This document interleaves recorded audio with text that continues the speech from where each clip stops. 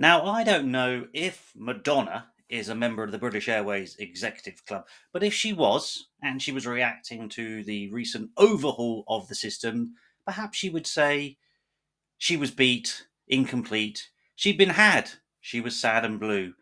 But you made me feel, yeah, you made me feel shiny and new, like a virgin. In this case, it is Virgin Atlantic or Virgin Holidays who have pulled a cat out of the bag and completely trolled British Airways with a double tier points offer.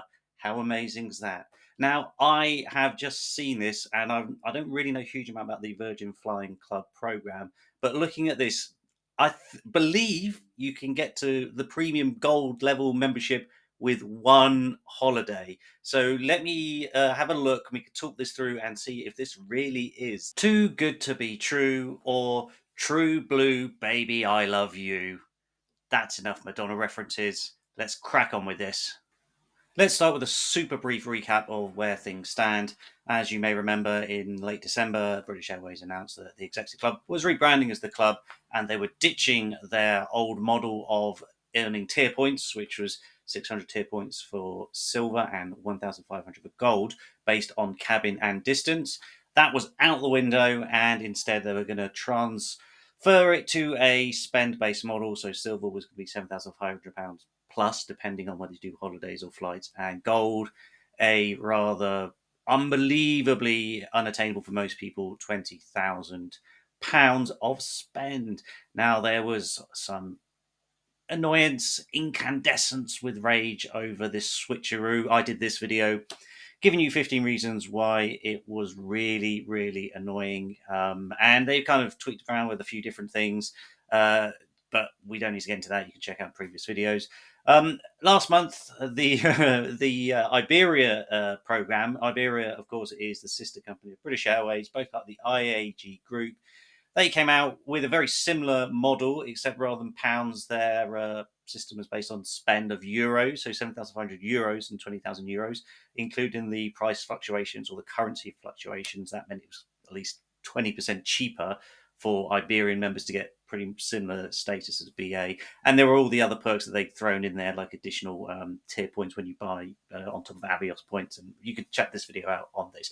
So that brings us to now, today. And yes, Virgin have announced that it's doing a double tier points offer. Now, a quick disclaimer that I did join the Virgin Flying Club 15 years ago. I did my one flight to Jamaica and then completely forgot about it. So I know next to nothing about Virgin. I haven't flown with them for obviously a very long time.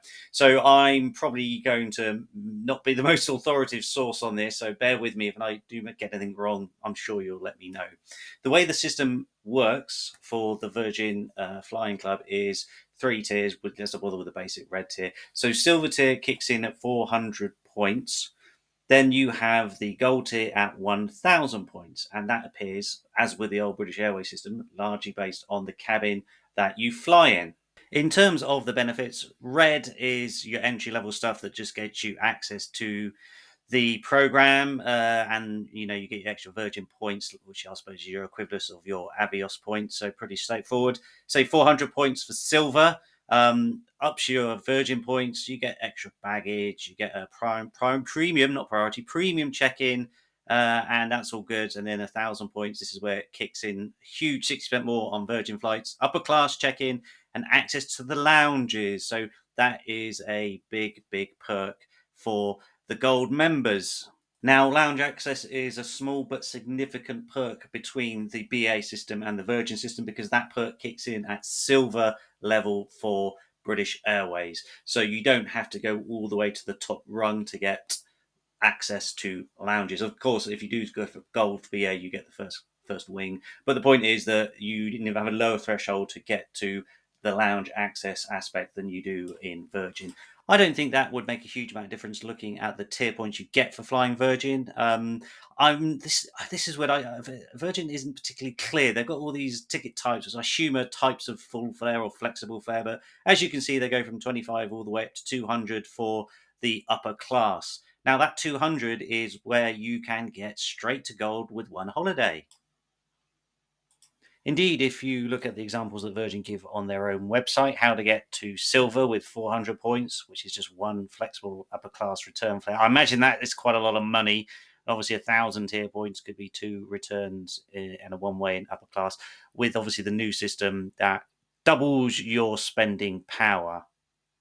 So if you're booking just flights and you got 2 upper class flights to wherever you want in the world, I assume that's maybe one of the longer haul places, you are get 200 points there, then 200 points back. However, if you now book a holiday or a hotel package within that, they will double it. So 200 there, 200 back, 400, 800. Plus, if you book before the 30th of September, the lead booker gets a bonus of 200 additional tier points. That takes it to 1,000 points. So yes, 1,000 points straight to gold. So if this is a perma offer, then this is very, very generous. And I think a lot of people, I should actually say that was over £4,000 spent, which is easy doable because, well, maybe someone could, but if you could find an upper class holiday for less than £4,000, then I will eat my hat. Or no, I just congratulate you, but I couldn't eat a hat. It would work very well with my digestive system. But the point is that you can possibly, well, let's say this is super generous, and I'm going to definitely look into this because even in parallel to the British Airways loyalty scheme, and as people know, I'm doing a little Avios run, and we still need to see what happens with the Amex card and other perks that they may or may not bring in. But this is a really good way of having an alternative. And for people for spending, if you can spend 4 or 5 grand and get straight to gold, that high level stuff in Virgin, it's an absolute no brainer. Again, I am quite a noob when it comes to Virgin. So if I've got any of these calculations wrong, or I'm missing something, or there's a little small print somewhere that says, "Hey, schmuck, you got that wrong," please do let me know, and I will be suitably humble. This certainly puts Virgin front and centre in terms of my attention and potential affections when it comes to loyalty schemes, because not only is it really easy to get there, some of the perks look really good and pretty much comparable to BA. The co-chair partners and alliance partners in the Virgin Group also fly to so many different places, and that is another way that's gonna draw me in. So potentially, like me and a lot of other BA customers, while we might have the BA system, just doing one flight, splashing on one flight a year to keep you in gold for Virgin is just really good, really good. However, is this good in the long run, or are obviously, as we know, everything changes, but you don't take that. Everything changes. We all thought the Avios systems were the same. We all thought British Airways would keep their tier point system, and they ditched them. So we will see how this pans out. It might be good, a bit like the British Airways double tier points when they were running it. Get it while you can.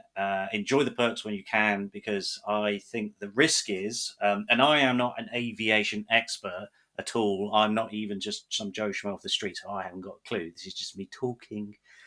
The challenge will be that, as with the BA system, you end up with a lot of people with status. And the fact that the gold status is considerably lower than it would be comparable to British Airways, so you needed to obviously do quite a few different tier runs to get there. This looks really easily obtainable for quite a few people. I would probably suggest then there is always the chance that you have the same problem, which is congestion in the lounges, long queues at the check-in or security, potentially, obviously, getting issues with finding reward flights and overbookings and all those sort of things. But that's probably a problem for another day. Today, it's about Virgin Atlantic and Virgin Holidays. Well done to them. I am now going to go and see what I can get for £4,000 and potentially gold status in one single holiday.